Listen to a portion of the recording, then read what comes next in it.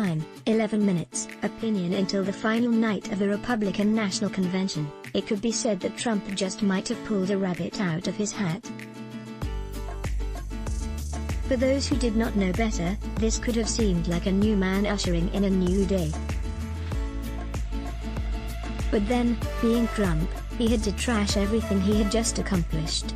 The last night of the event, produced by and starring the president, was a catastrophe in too many ways to count. When he finally left the stage on the White House South Lawn, after a 70-minute diatribe before some 1,500 unmasked supporters, with little or no social distancing, creating a super-spreader event, he proved himself, once again, to be a man who knows no limits.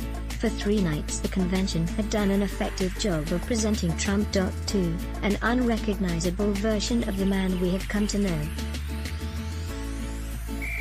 By the end of Wednesday night I was ready to tip my hat.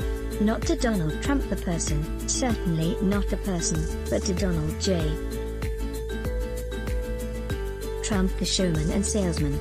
For much of Trump's life, he has yearned to be a TV producer, and if he could sell himself to the world as a successful businessman on the reality TV show The Apprentice, in spite of all his business failures and bankruptcies, then he just might be able to figure out how to sell a new version of himself as a God-fearing, soft-hearted humanist who embraces people of all colors.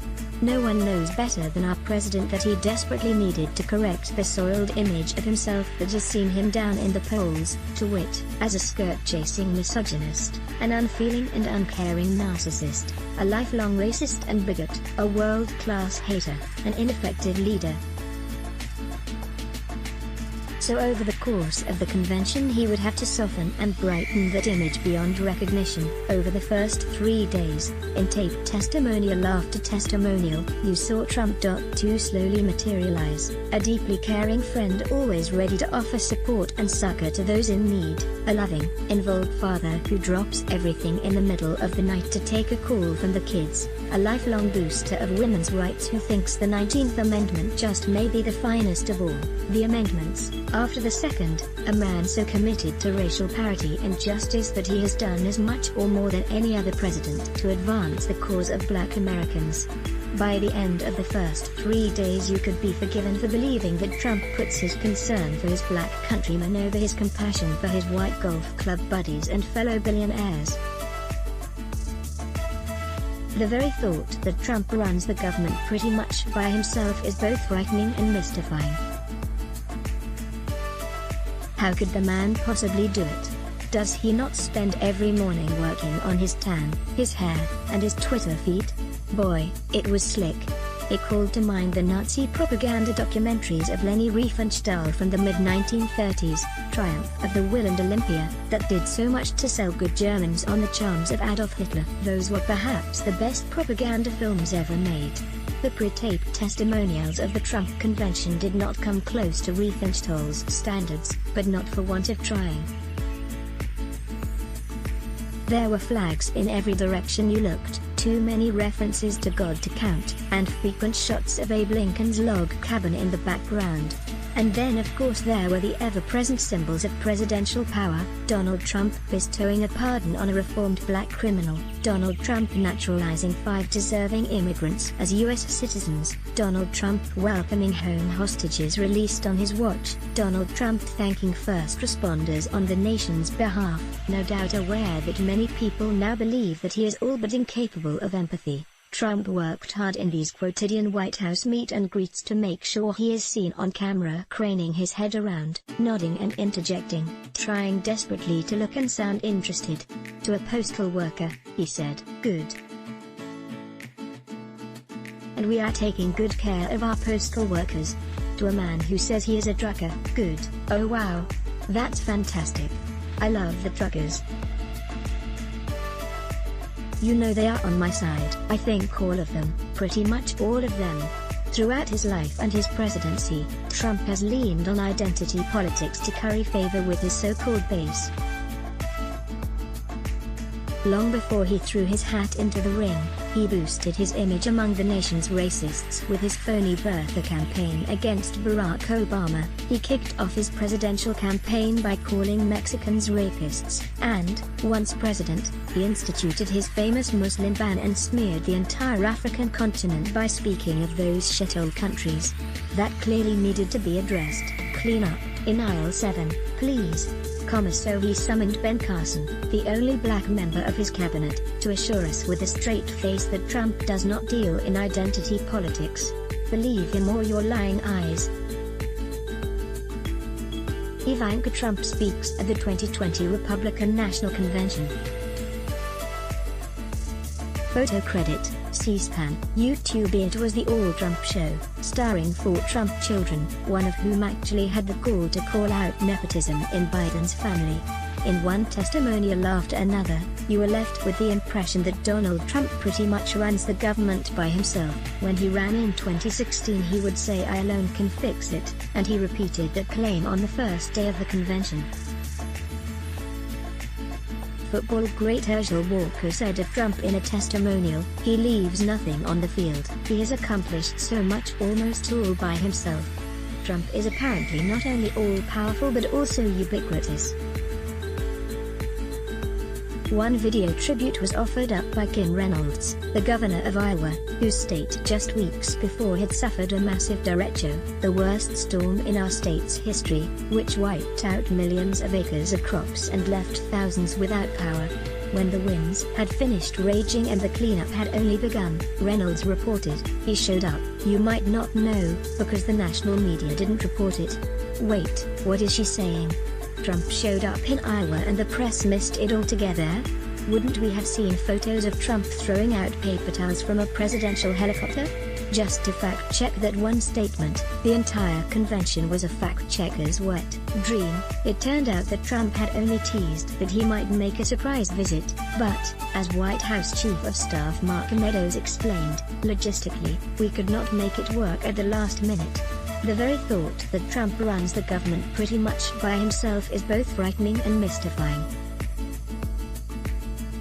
How could the man possibly do it? Does he not spend every morning working on his tan, his hair, and his Twitter feed? Had not his former National Security Advisor John Bolton recently written in the room where it happened? Of course, what most people found striking was that Trump's official day didn't start until almost lunchtime. All week long Trump had violated the Hatch Act in countless ways, with malice aforethought. As the historian John Meacham put it, Trump had appropriated the sacred and secular American symbols of unity for purposes of division. And does he not head off to play golf more frequently than any other president, on his own golf courses? Of course. Granted, he plays quicker than most presidents have, because he cheats. When the RNC announced that Trump would speak at all 4 days of the convention, Stephen Colbert joked, "He's going to work 4 days in a row." Certainly Trump gave little acknowledgement of the party whose convention it was. The grand old party had apparently died off stage of old age and heartbreak. When did you last hear the name Ronna Romney McDaniel, the current chair of the Republican Party? Official party business took no time at all, and for the first time in modern history no policy platform was even debated or presented. A feature of any good propaganda event seems to be shouting, and we certainly heard that. The first night the yelling largely came from one Kimberly Guilfoyle, a former prosecutor, Fox News personality, ex-wife of California Governor Gavin Newsom, and most recently the partner of Donald Trump Jr. Even though Guilfoyle was speaking to an empty room, her shouting was so over the top that in his skit that night, Colbert hid under his desk until Guilfoyle finished. Here is some of what Guilfoyle had to say: "They want to steal your liberty, your freedom. Don't let them step on you. Don't let them destroy your family, your lives, and your future. Who exactly are we supposed to be so afraid of? Martians? Zombies? Scientologists? The final night, the shouting came from Trump favorite Rudy Giuliani, who seemed half-crazed as he ranted about law and order. When he sat back down in the super-spreader seats on the South Lawn, he could not stop sweating. He seemed to be commiserating with the lady next to him, as if to say, "Don't worry, I don't have COVID." Besides Donald Trump's fourth night Jeremiad, the most frightening speech of the convention belonged to a little-known conservative named Charlie Kirk, age 26, the founder of a student organization called Turning Point USA. This Prince of Darkness began, "I am here to tell you, to warn you, that this election is a decision between preserving America as we know it and eliminating everything that we love." Everything? Does that include cappuccino with almond milk? Kirk was just getting warmed up. The American way of life is being dismantled by a group of bitter, deceitful, vengeful activists who have never built anything in their lives. At one point Kirk suggested that under Trump we will be a country that makes it easier to have many children. Holy smokes! Was free Viagra on the platform we will never see? The Nazis whom Riefenstahl famously celebrated had envisioned something they referred to as the Tausendjähriges Reich, which meant that Nazi Germany would last for 1,000 years. Charlie Kirk did not go that far, but he was able to conjure up a 100-year reign, if only. Here is Kirk's feverish dream: we will be a country that is its best 100 years ahead. We will build a future where America remains the greatest country ever to exist in the history of the world. All of that is within our grasp if we secure 4 more years for the defender of Western civilization, President Donald J. Trump. And then there was Donald Trump Jr., who capped off the first night. Perhaps I shouldn't use that word, as it seems to be Aussie slang for ecstasy, and Don certainly looked like he was on something. Me made for a frightening apparition. His eyes were mere slits. What little one could see of the whites appeared very red. And there seemed to be something glistening on his face just under his eyes. Had he gotten into Dad's makeup kit? Needless to say, social media networks lit up. What was that? One theory was that his girlfriend Kimberly Guilfoyle had yelled at him shortly before he came on. Don Jr. had to rush to reassure his social media followers that he was not on cocaine. To be fair, there were a few welcome highlights. We got to see the First Lady without sunglasses, and we were introduced to a new black talent in the Republican Party named Daniel Cameron, now the Attorney General of Kentucky, who actually managed to give a civil speech, all things being relative. Cameron was not the only speaker to put his finger on the one glaring weakness exposed during the Democrats' own convention, an apparently genetic inability to condemn street violence and to properly distinguish it from peaceful protests. With Rev. John Lewis gone, he was the one who said never, ever be afraid to make some noise and get in good trouble, necessary trouble. There seems to be no one to explain what good trouble actually means, or explain that every new burning car, every torched government building, every smashed and looted storefront will be another problem for the Democrats in November. All week long Trump had violated the Hatch Act in countless ways, with malice aforethought. As the historian John Meacham put it, Trump had appropriated the sacred and secular American symbols of unity for purposes of division. Now he was stepping all over the pandemic counseling that not just his health experts, but that he himself had been endorsing. Indeed, Trump's mixed messaging has been one of the signature failures of his leadership. Trump's acceptance speech was way too long and far too savage. His laundry list of promises was laughable. When he spoke of his opponent, he clearly wanted not just to counter Joe Biden forcefully as a political opponent, he wanted to demean and destroy him as a man, along with whatever shreds of civility that remain in the political arena. All 4 days there had been plenty of talk against cancel culture. But here was Trump trying to cancel the Democrat Party through hate and invective. The following day, in New Hampshire, Trump would say of Joe Biden, "God doesn't even know he is alive." As he walked off the stage Thursday night, Trump said that he did not regard the White House as a house, but more of a home. In other words, it was not the people's house, it was his home, damn it. Shortly thereafter he appeared on a balcony with Melania, looking for all the world like Juan and Evita Perón bestowing their blessings. The entire performance had a distinct totalitarian tinge, coup d'etat in America. The unreality of the Republican convention was underscored by what was going on out in the world. None of it augured well for Republicans. As the week began, people were still processing the fact that Donald Trump's main election strategist in 2016, Steve Bannon, had been arrested and indicted for fraud. It was almost surreal.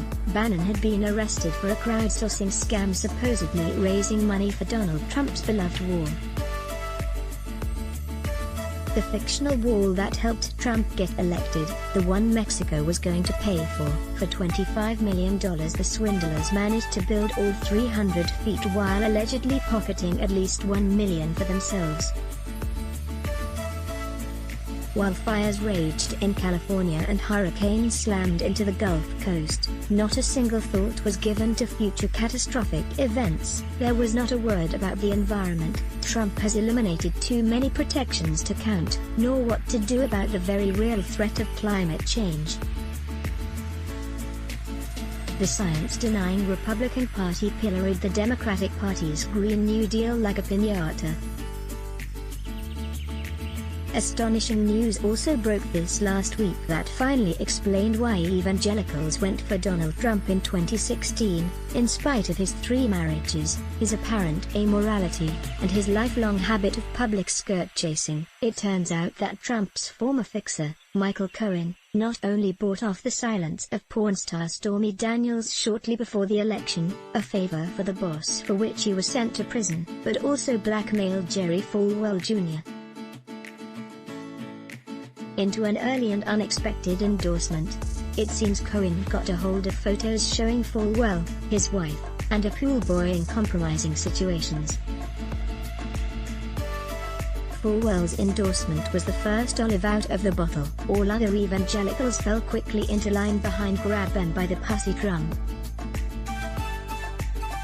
Sometime in the middle of the week, COVID-19 deaths passed 180,000, maintaining the United States' position as having far and away the worst death count on the globe in sheer numbers and one of the worst proportional to population. You will not be surprised to learn that, other than a sympathetic nod to the victims and their families from Melania, the pandemic was not on the Republican agenda.